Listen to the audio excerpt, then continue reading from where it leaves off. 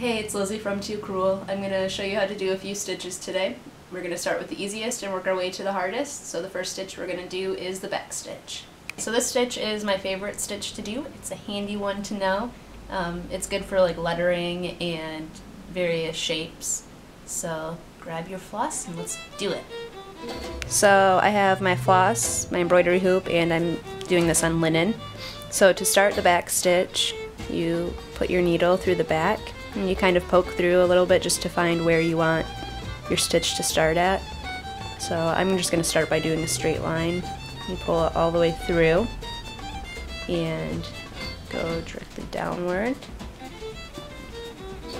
Okay, so you want to make sure you have it pulled nice and tight, and then you go down below it straight, pull it through, and then you find your hole. I usually push my finger through on the back to try to make it so it's kind of up and easier to see. Then go through that hole where your bottom one is.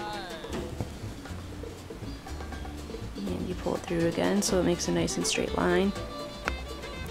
And you just keep going until whatever your stitching is complete.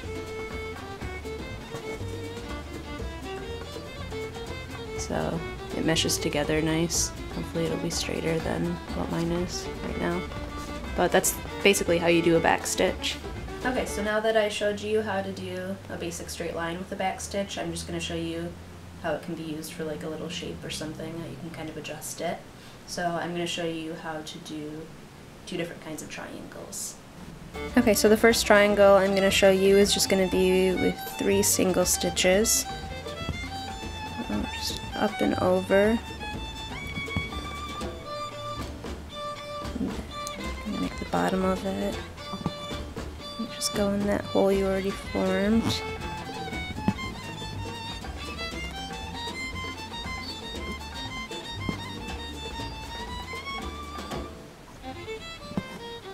So that's one simple thing that you can do with a back stitch, is just simple little designs like that.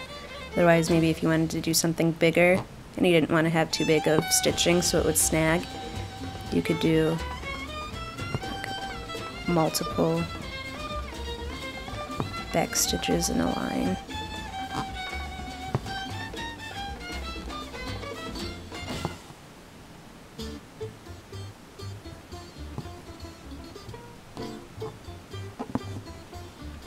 I'm running out of thread.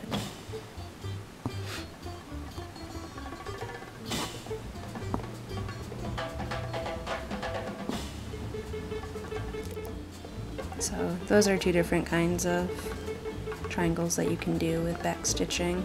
Okay, so I'm going to show you some examples of things that you can do with back stitching, just so you get more of an idea, because it doesn't have to be all too simple. So if you wanted to go with triangles, I mean, this is all done in back stitching. There's also, you can do wood pieces like this, just drill the holes through the wood. So this is the only stitch you can do with these are back stitching. You can use different size threads and everything to give it a little bit more detail. Or it's more triangle shapes. And then just more wood pieces type of things. But there's a lot you can do with it, and it's a good stitch to know. Now we're going to learn to do the split stitch. So Brian says split stitch is the bitch stitch. So let's do the bitch stitch. Okay, so you go up and through just like you do for the back stitch, and down just the same.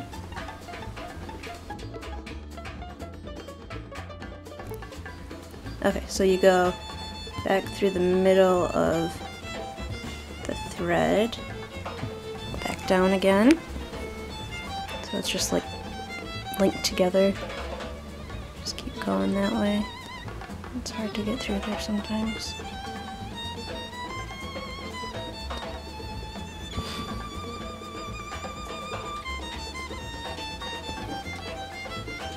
So you can do it on large scale or small scale. This is obviously very large. So that's what it looks like when you do just a single strand of it, but now I'll show you how to do a double strand of it. Okay, so to do the side by side like I did with the pink words, you just start at the top again And you just do another split stitch as close to it as you can.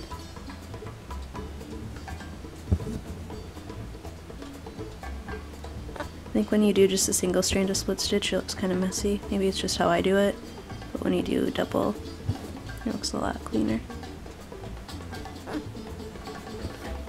I mean, I'm in no way an expert or anything, but that is just my humble opinion.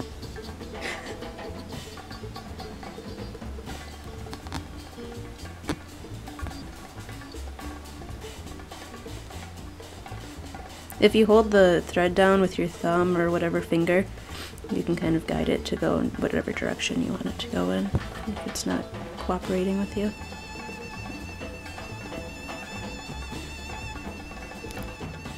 So this is a larger scale of the split stitch, and I love the way that this one looks just because it looks chunky, but this is actually 2 layers of split stitch side by side next to each other. Alright, so that's all I've got for you today. I'll be back next time to show you a few more stitches, and in the meantime you can go to toocruel.wordpress.com to see some more.